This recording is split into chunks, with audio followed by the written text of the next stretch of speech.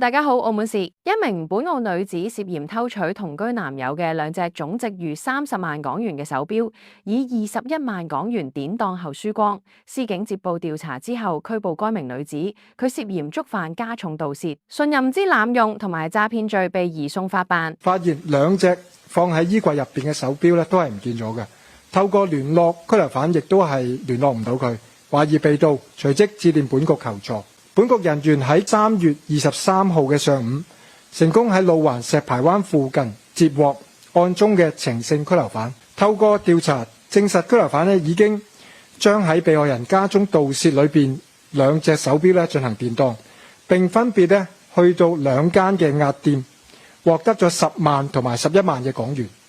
而透過調查，我哋亦都係證實拘留犯已經將合共21萬嘅港元喺賭場裏邊全部輸清㗎啦。涉案本澳女子姓程，39歲，報稱侍應。案中嘅男事主為本澳居民，兩人自2010年起同居於黑沙環某單位。